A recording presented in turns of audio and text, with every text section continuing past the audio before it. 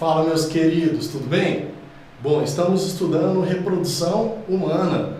Já passamos pelo estudo do sistema genital feminino, sistema genital masculino e hoje nós vamos estudar gametogênese, ou seja, a produção de gametas, a produção dessas células que são especializadas em reprodução sexuada, certo?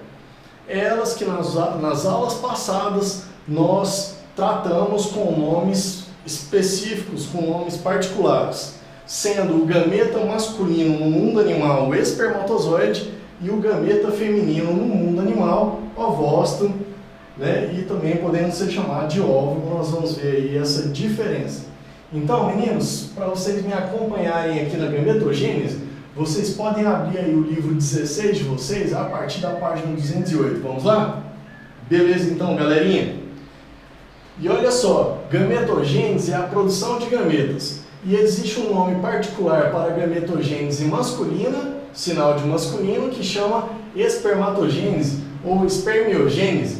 E temos a gametogênese feminina, que se chama ovogênese, que é a produção dos gametas femininos. Tá bom?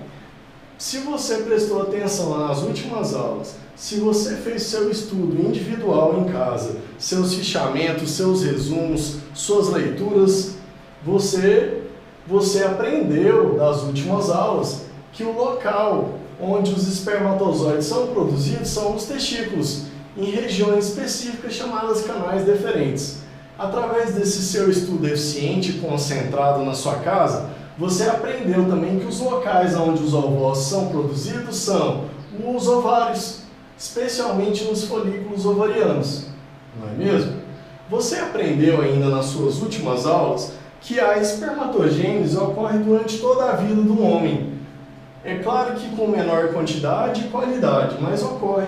Já a ovogênese, ela tem essa questão aí da quantidade de gametas femininos ser limitado ao longo da vida de uma mulher. Bom, pelo menos na espécie humana, ainda na vida intrauterina, a menina ela já produz todos os óvulos que serão liberados ao longo da sua vida. E depois só amadurece e libera eles, mas não produz mais nenhuma quantidade, não é mesmo? Então, essa é a verdade sobre a gametogênese na reprodução humana. Agora vamos aqui aprender alguns detalhes maiores sobre esse assunto que a gente pegou para estudar hoje. É o seguinte, galera, você vai estudar comparado aqui, tem muita coisa em comum, tá bom? E poucos itens que são diferentes. Lá nos canais deferentes dos testículos, assim como os folículos ovarianos dos ovários, existe uma célula inicial chamada germinativa. A célula germinativa ela é diploide. Se pensarmos na espécie humana, é uma célula que tem número de cromossomos igual a 46. Tá? Essa célula, ela faz parte de um período, vamos escrever aqui, ó, os nossos períodos. A célula germinativa participa de um período que nós vamos chamar de germinativo. Qual é a principal característica desse período? É que as células sofrem mitose, esse tipo de divisão celular aí, onde uma célula mãe forma duas células filhas, né? Então, o período germinativo é caracterizado por isso. Além de formar duas células filhas, uma outra característica que a mitose tem, vamos até escrever mitose aqui, ó, para não esquecermos, é a principal característica do período germinativo, né? Lembrando que a mitose é uma divisão celular do tipo equacional, que é uma característica muito importante dessa divisão celular. Nela, o que acontece? As células filhas têm a mesma quantidade de cromossomos que a célula mãe. Então, se aqui era diploide, aqui também ainda se mantém como o quê? Como diploide. Agora, tanto no lado masculino quanto feminino, temos uma célula diploide ainda, só que agora uma maior quantidade, porque ocorreu mitoses, né? E o nome delas são espermatogônia do lado masculino e ovogônia do lado feminino. Bem, agora essas células que nós acabamos de conhecer, elas vão passar por um período de crescimento. Então, o período que vem em seguida, após o germinativo, chama-se período de crescimento. E como você pode ver nitidamente aí no meu desenho, o que acontece com cada uma dessas células aí, ó? Elas crescem, elas aumentam de tamanho, né? Isso acontece com a outra aqui também, ó. Mas vou representar só com uma, porque o que acontecer com essa, você sabe o que acontece com aquela ali também, ok? Essas células maiores agora, com um tamanho maior, elas sofreram crescimento. E crescimento não altera o que é a ploidia da célula. Se ela tinha 2N o número de cromossomos, ela continua com o número 2N de cromossomos. Isso é válido tanto para o espermatócito primário, do lado masculino, quanto para o ovócito primário, do lado feminino. Então, isso é o que caracteriza o período de crescimento. A célula realmente cresce. E vocês vão acompanhando aí os nomes em cada um dos lados, masculino e feminino, espermatogênese e ovogênese, ocorrendo respectivamente em testículos e ovários, mas com nomes específicos, tudo bem? Onde as ploidias aqui até então são comuns. Agora, essas células que viveram um momento de crescimento, período, agora elas vão para o período de maturação.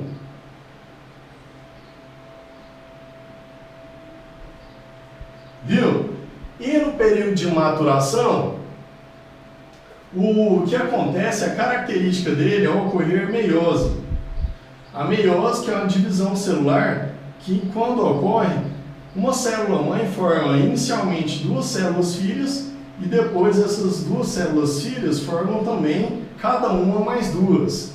Que ao final de uma meiose nós teremos a formação de 4 células filhas, né?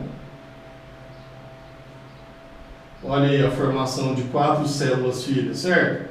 Tanto aqui do lado feminino, quanto do lado masculino. Acompanhem comigo, por favor, meus queridos, o que está acontecendo aqui, ó.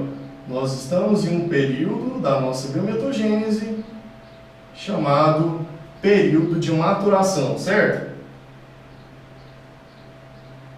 Onde a sua principal característica é a ocorrência da divisão celular do tipo meiose.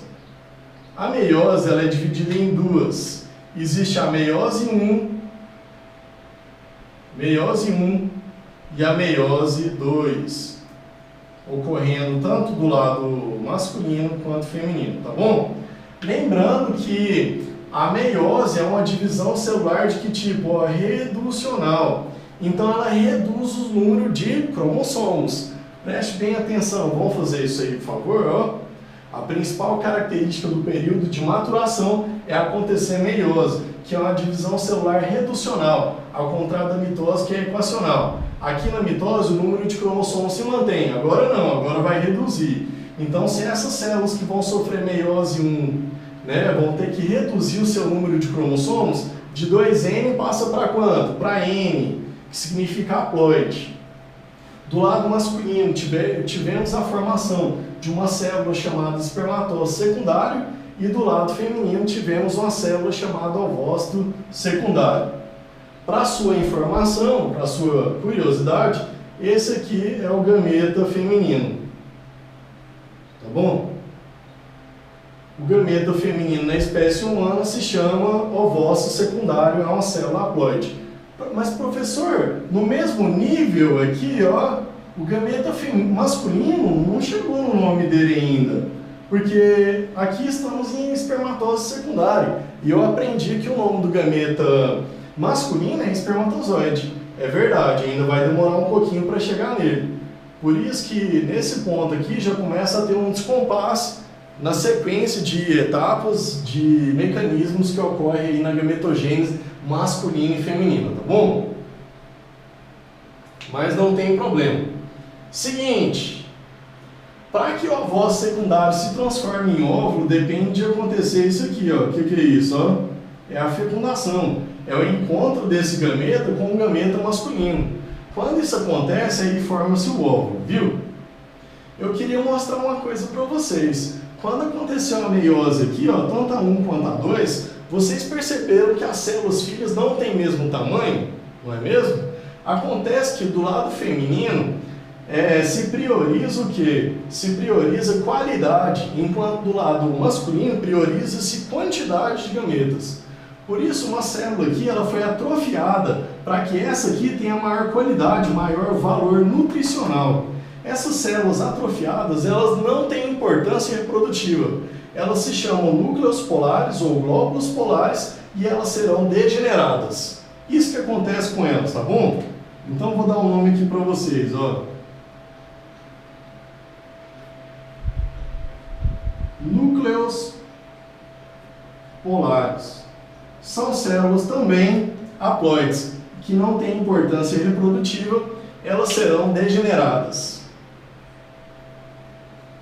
Bom, uma vez que o espermatozoide encontrou com a voz secundária na fecundação, agora formou-se o óvulo, viu?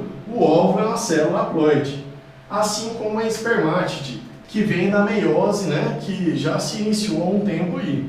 Com a meiose 2, temos a formação de espermátides. São células que agora, lá no epidídimo da anatomia do sistema genital masculino, vão passar por um período de diferenciação.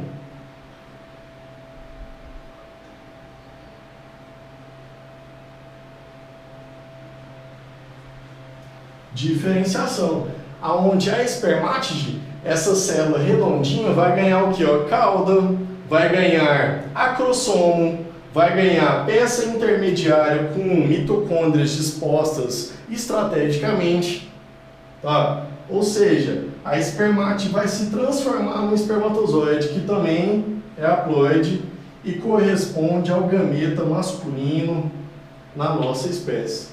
Então, repare que o período de diferenciação é exclusivo da gametogênese masculina, chamada espermatogênese, onde a célula espermática sofre um conjunto de modificações para se transformar em espermatozoide. É isso que caracteriza esse período.